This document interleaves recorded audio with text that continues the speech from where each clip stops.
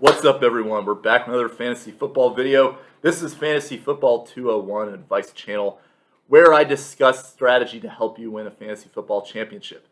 We are going to be going through our Tuesday morning opinion and outlook for Week 14 starts and sits. So a lot of this is going to be dependent on injury news, but I just want to walk you through the matchups and what I am considering at this point in time in terms of starts and sits for the last week of the fantasy football regular season for most leagues.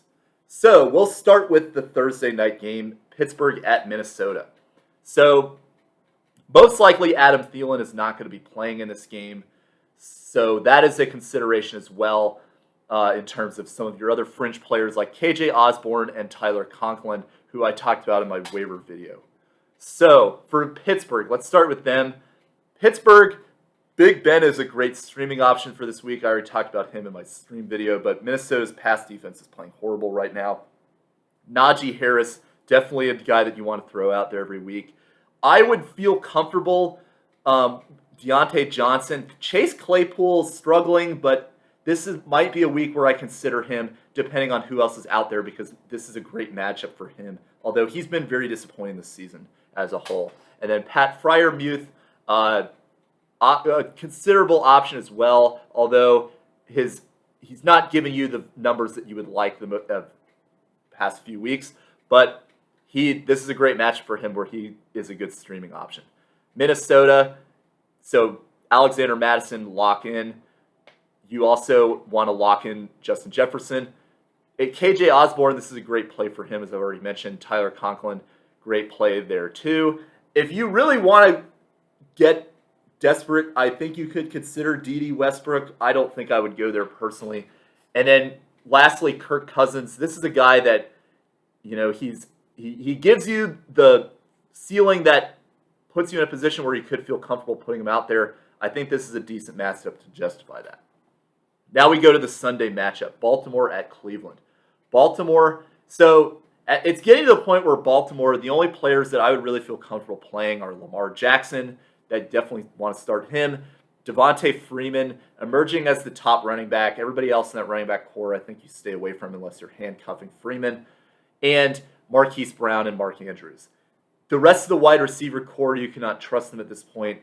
You cannot put them out there. Even Sammy Watkins after a great game in Week 13. Cleveland. So I'm just going to tell you, Cleveland, the only players that you would even consider rostering, in my opinion, are Nick Chubb, Kareem Hunt, and then Dearness Johnson if you're going to handcuff Nick Chubb or Kareem Hunt.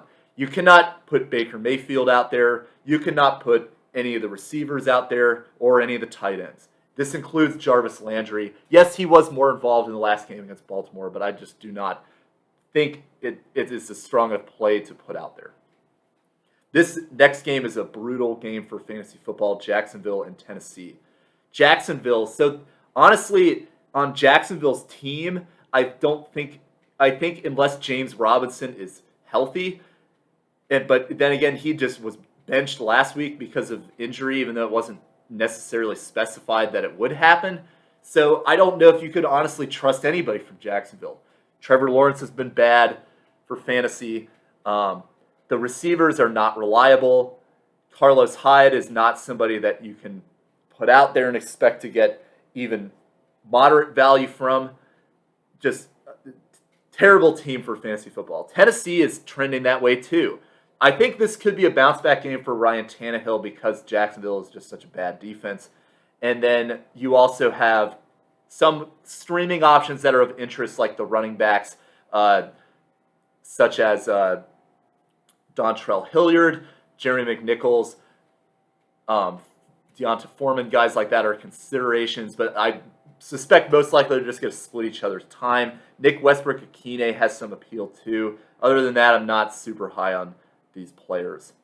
Las Vegas at Kansas City. Las Vegas is an offense that is also struggling. I think this is a matchup. Kansas City is playing much better on defense lately that I really do not think you can trust very many of these Las Vegas players at all. I think you're still okay to put Hunter Renfrow out there because he is their most reliable receiver in terms of overall throughout the season, how he's played. I would not hate doing that. Darren Waller remains to be seen if he plays, but if he does also have some appeal. But the last time they played each other, Darren Waller was pretty much shut down by Kansas City. So again, it's an offense where you're not looking at a lot of great options. I don't trust Josh Jacobs personally to be consistent enough to rely upon. But he is somebody, again, if you're really in a pinch, he's a consideration, but it's an ugly play. Kansas City, on the other hand, so maybe this will be Mahomes' bounce back game. Remember he torched them a few weeks ago.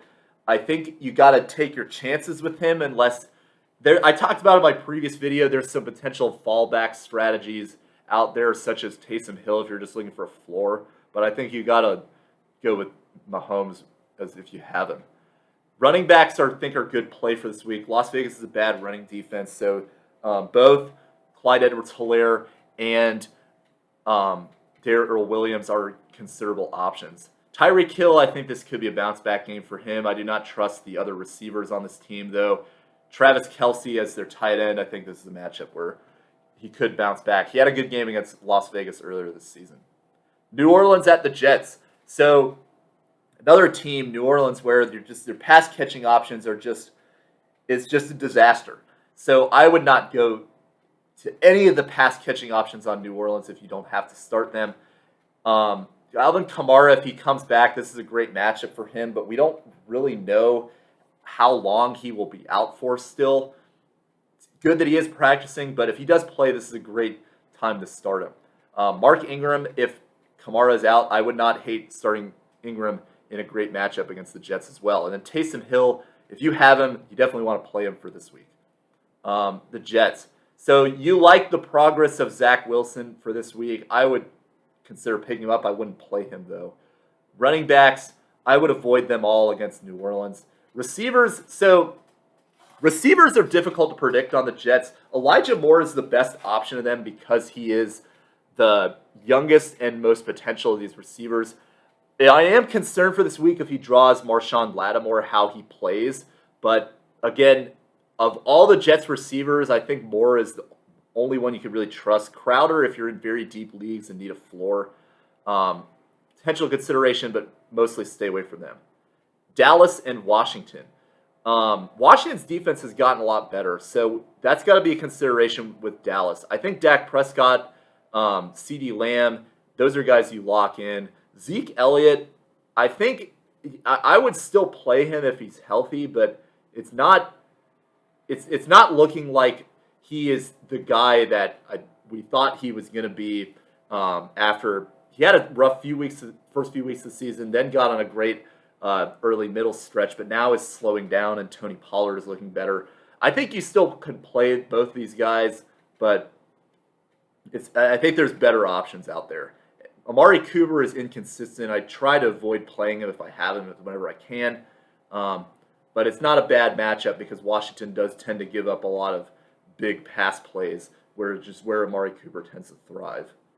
Washington, Taylor Heineke, this is a decent matchup for him. He gives you a very consistent floor week to week. He's not going to kill you, but he's not going to necessarily carry you.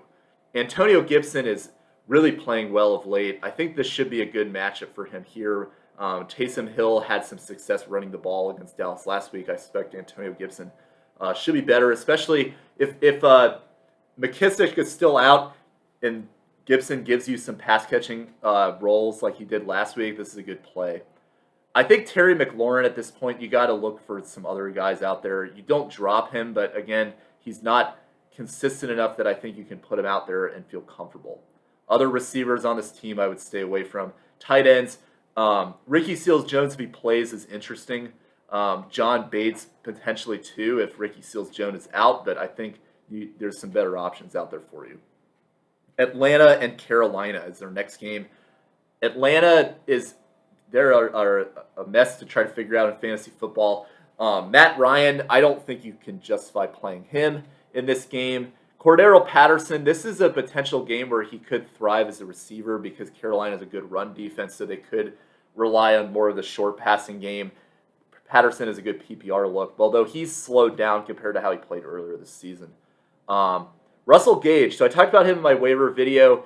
A lot of involvement in Week 13 against Tampa Bay. But again, consider Tampa Bay not as the soft spot of their team is their pass defense for one, and Gage is very inconsistent. So I don't hate the matchup here against Carolina, but I think Russell Gage is somebody that I personally, just on the amount of times that he is goosed in games, to just try to avoid him.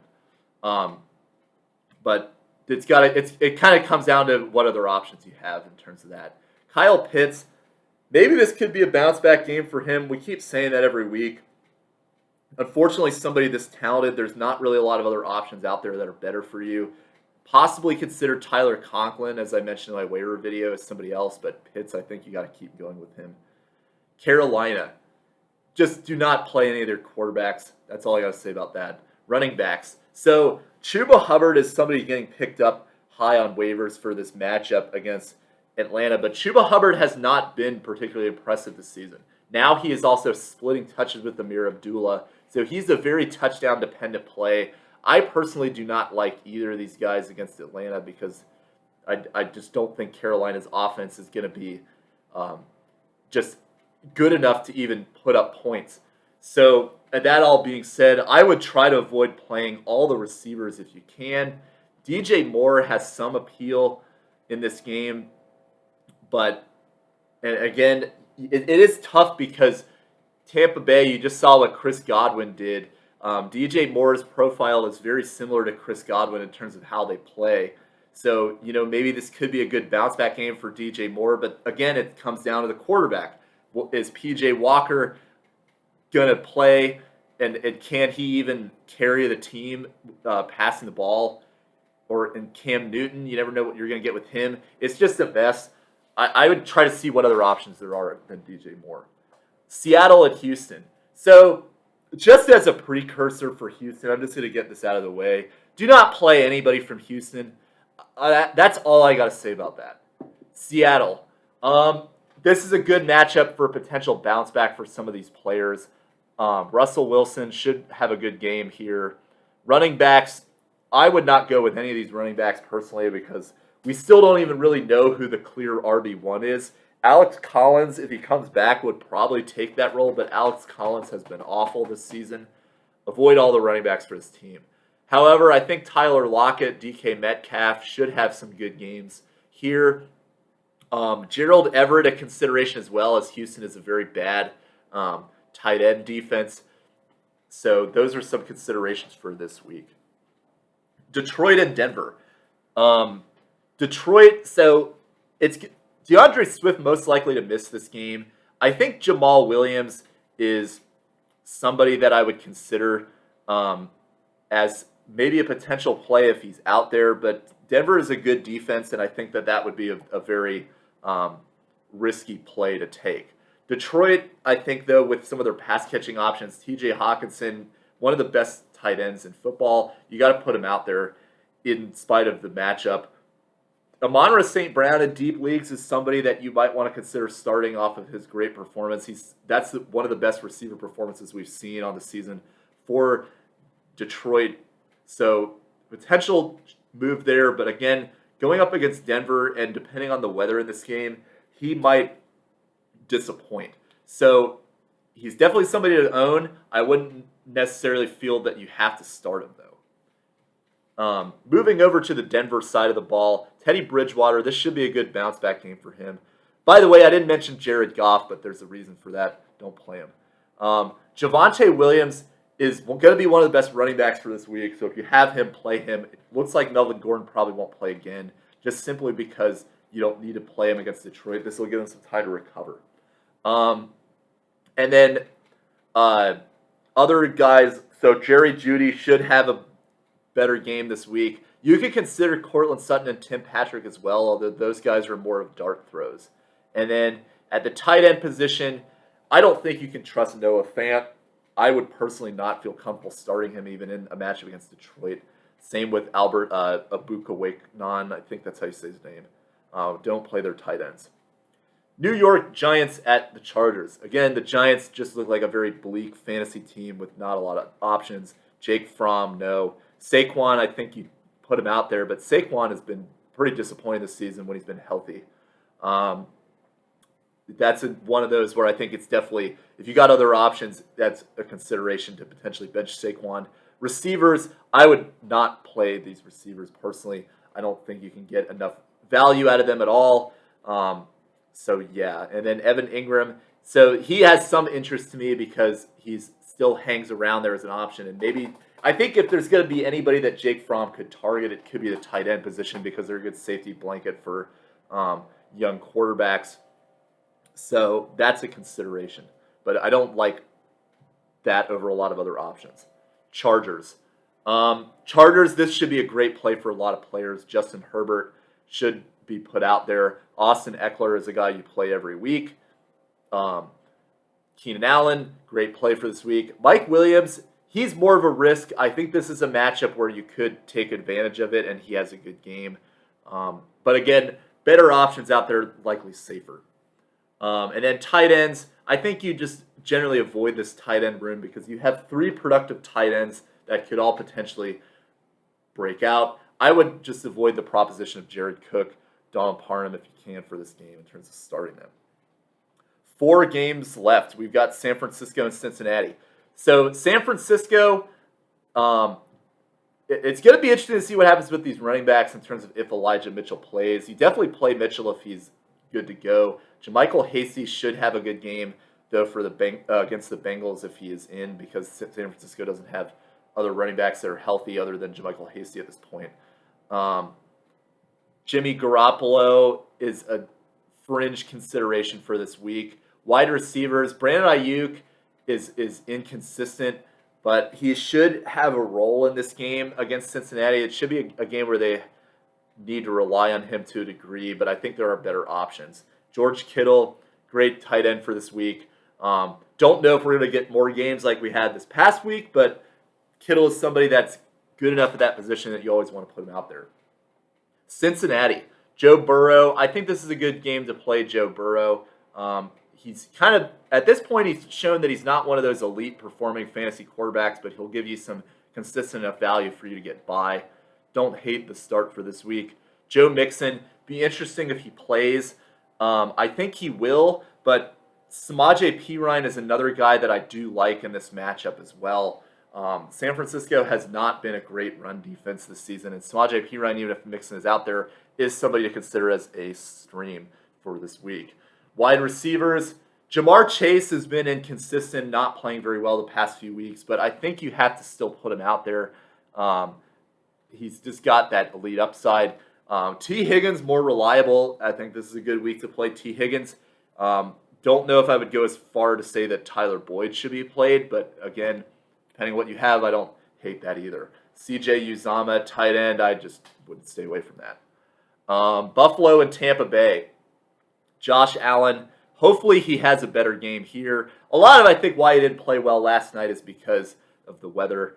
For the running backs, though, as I've said for weeks, do not play any of them. Do not even roster any of them. Wide receivers. So at this point, it's looking like the only wide receiver that you can trust with confidence on this team is Stephon Diggs.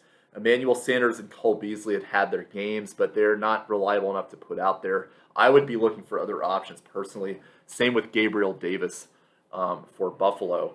And then Dawson Knox. I think this should be a better game for him against Tampa Bay. He's been more consistent than those fringe guys like Emmanuel Sanders and Cole Beasley. So I would like him over those players. You got the matchup against Tampa Bay, but still I think that this offense is inconsistent enough that you want to try to see if you can find other options for pass-catching players on this team aside from Stephon Diggs. Tampa Bay, Tom Brady, he's got a tough defense this week against Buffalo, but I think this is still a week where you play him. Tom Brady's at that point where he's quarterback you want to play every week. You've also got Fournette going up against a tough run defense, but Fournette is one of the best running backs, and surprisingly, compared to what we thought at the beginning of the season, one of the best receiving running backs. So, great play for this week as well. Wide receivers, so Chris Godwin, Mike Evans. So, With Antonio Brown being gone, these guys, the narrative has changed to these guys in this passing offense are guys you want to play every week. Mike Evans more inconsistent, but the top two pass catching options on this team. And even Gronkowski in this game, I think Gronk has been playing well the last two games. Compared to a lot of other tight ends you have out there, Gronk is a good play. Although against Buffalo, you got to lower your expectations, but there's not a lot of other guys that I would consider playing over him. I think I would go Tyler Conklin over Gronk for comparison purposes. But again, he's decent play for this week. Chicago and Green Bay.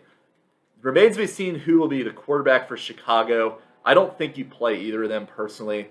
But if in the event that it is Justin Fields, he has mild appeal because of his rushing abilities. Especially if this is a snowy game, he could be a running option for you.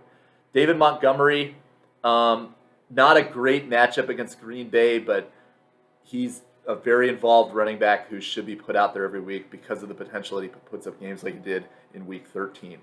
Wide receivers, the only one that I trust is Darnell Mooney. I would not go to Allen Robinson, Jakeem Grant, chasing the touchdown, anything like that. Tight ends, I would not chase Cole Kmet or Jimmy Graham either. Green Bay. So, Aaron Rodgers, lock and load.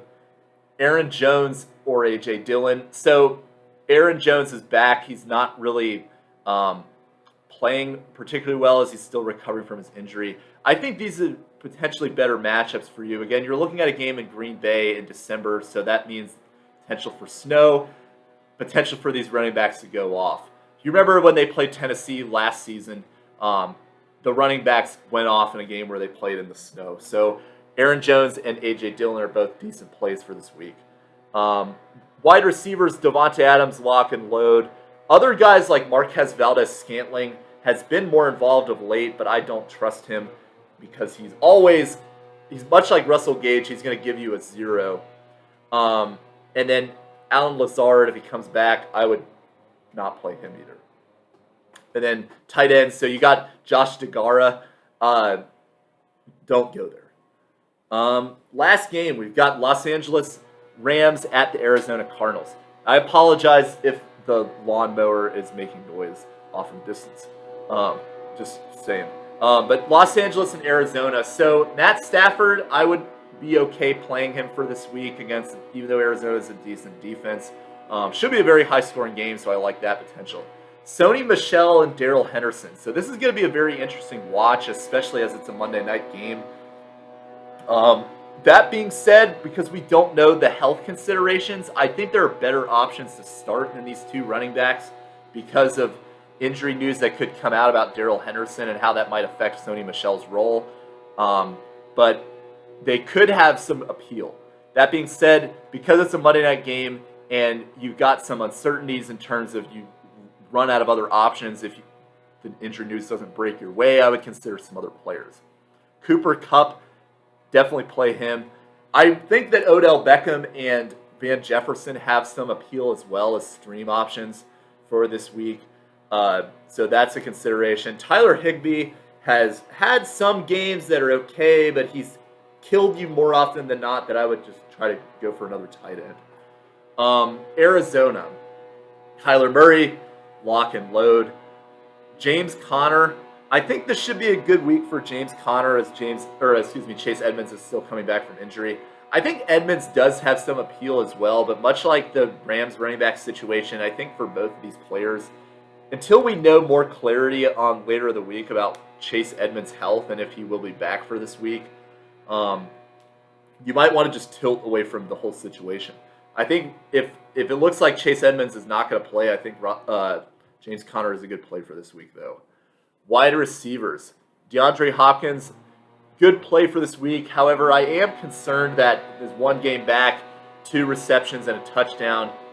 A lot of that was weather, but ideally you want to see a little more volume to put somebody like that out there. But DeAndre Hopkins is their best receiver. Other receivers, I would personally try to stay away from until we get a little more clarity of what the offense looks like with DeAndre Hopkins back and healthy. And then for tight end, I think this is a decent Zach Ertz week because of other options out there. But Zach Ertz coming off a bad game, there are some other options out there to consider. So that is a very preliminary look at starts and sits for week 14. Pay attention to the news throughout the week, as some of what I just said will change, but some food for thought on what I am considering at this point in the season. So that's all I got for this video. Thanks you guys for watching. Comment if you have any questions, and I reply to all my fans. So I'll see you guys next time. Bye.